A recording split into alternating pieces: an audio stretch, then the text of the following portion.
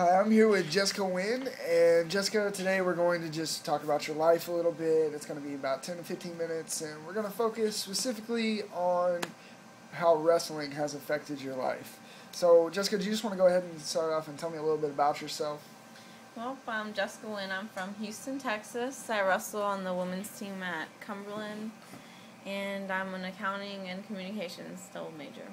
Ooh, double major, nice. So, what got you into wrestling? How'd that all start out?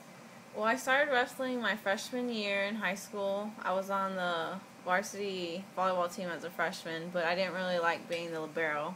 So, as soon as season ended, my boyfriend was on the guys wrestling team, and he's like, "Oh, you should wrestle." At first, it was a joke because I was the first girl on our high school team, but eventually, I decided, "Oh, this is fun. I'm really good at it, so let's do it." Nice. Did it for the boys. Okay. So, how many different colleges did you have looking at you? You said you were pretty good at wrestling. Yeah, I won state my senior year in high school at 95 pounds, and I was getting recruited by Oklahoma City, Cumberland, and Lindenwood, also Menlo out of California. But back whenever I was deciding on what colleges I was going to wrestle at, I was leaning towards Cumberland because they were number one in the nation, and Lindenwood and Menlo were barely starting up, and I didn't want to be starting a program. I wanted to start at an established program. Okay, so that's why you came to Cumberland. You were looking for a program that was already solid, pretty much, right? Okay, so you said you wrestled at 95 in high school. What weight do you wrestle at now? I wrestle at, my freshman year here, I wrestled at 97 pounds. Then I bumped up to 105 pounds my sophomore year. And right now they're having weight changes. So instead of being 105, I'm going to be wrestling at 109 next year. Okay. And I always hear about wrestlers cutting or gaining weight. It's a big fluctuation thing. So what do you do to get your weight down? Well, whenever I used to wrestle 105, I walked around at around 115. So I try to just at the beginning of the week get my weight down, start eating healthy. Probably end the week at 108, and I'd cut the last 3 pounds. Okay, and what kind of specific things did you do to cut the weight? 10 pounds in a week, that sounds like kind of crazy. It wasn't as bad for me because I wasn't as far as my weight, from my goal weight as some of the other girls. So just get those extra workouts in. I'll try to start cutting out my fast food at the beginning of the week, and then towards the end of the week I'll start lowering my water intake and getting extra workouts in. What are the ups and downs that come along with cutting weight? How do they affect you? How does it affect you? Well, of course, physically I felt really drained all the time, and I don't know how to explain it, but sometimes you just feel like you're a little dumber. You're just so tired and stuff that your brain just can't function right. It just kind of puts you in a daze, I guess? Yeah. Nice.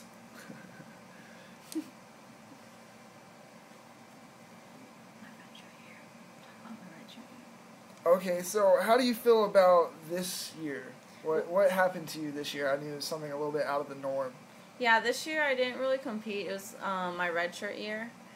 I just decided to redshirt this year because I needed an extra year eligibility and all that stuff. It was kind of hard for me, actually, because I went to all the practices, but at the end of the day I wasn't competing. So it's kind of hard to give it your all at practice when at the end of the day you're not going to be competing for that. So do you think it's going to be hard to get back into it? You do plan on getting back next year, right? Is it going to be difficult transitioning from taking a year off to going back into the swing of things? Well, like I said, I was going to practice all the time, but I definitely never had to make the cut to make weight. So I know my weight's getting real high up there. Next year the weights are changing, so instead of being 105, I can either go 101 or 109. I'm leaning towards 109 just because I don't think that I can make 101, but I want to make 101 if it's possible. The different weight classes, would you say that it's easier for someone who's above weight if they can get down to the 101? Say you're typically at a 109. Is it easier if you can cut down to 101? Is the competition easier for you?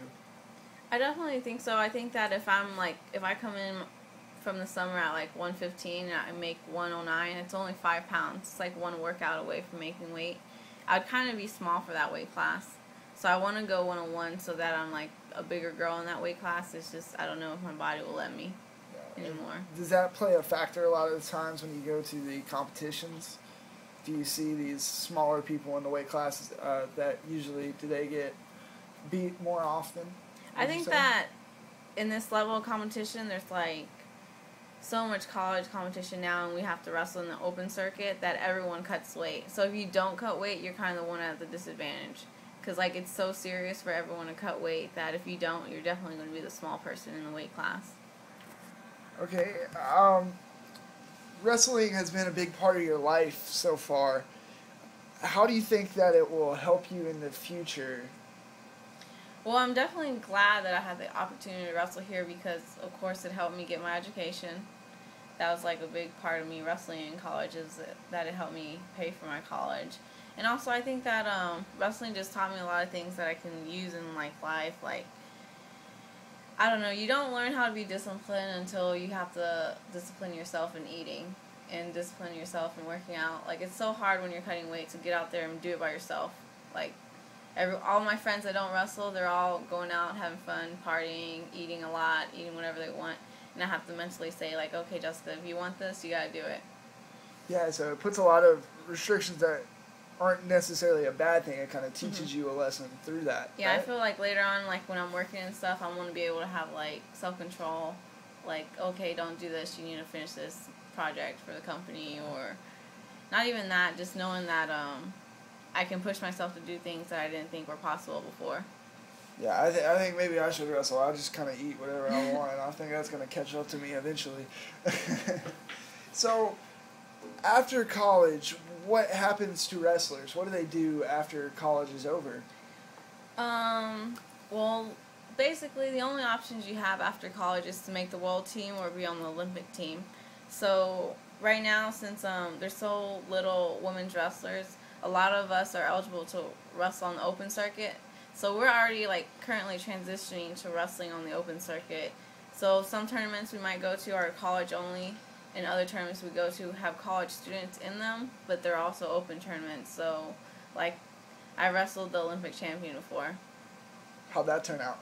I didn't win, but Did you get a couple good shots in there?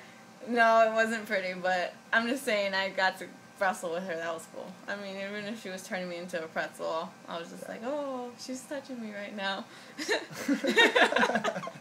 So, if someone did want to go pro, what are their steps to go pro? Well, they definitely have to prove themselves on the college circuit. They'd have to be like national champ.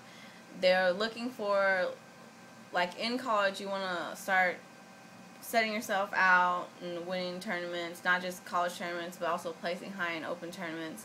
Then you want to like start looking to get sponsored by wrestling clubs. There's the New York Athletic Club, Gator Wrestling Club, or you can get picked up by the Olympic Training Center, and you go to Colorado. And then after that, you just start wrestling, start training, and eat, breathe, and sleep wrestling. So do you seek them out, or do they seek you out to be part of their athletic club or wrestling club? Well, it's definitely both ways. They know that a lot of college wrestlers aren't always looking to go pro. Mm-hmm. So obviously you have to like say, hey, I'm looking into going pro and stuff. And then, of course, like you have to prove yourself to be good enough to go pro. And then they'll start coming at you, offering you like different things. Because once you get sponsored, they pay for your training facilities. They pay for your housing where you're getting trained, and they also pay for like your transportation, flying out to different tournaments.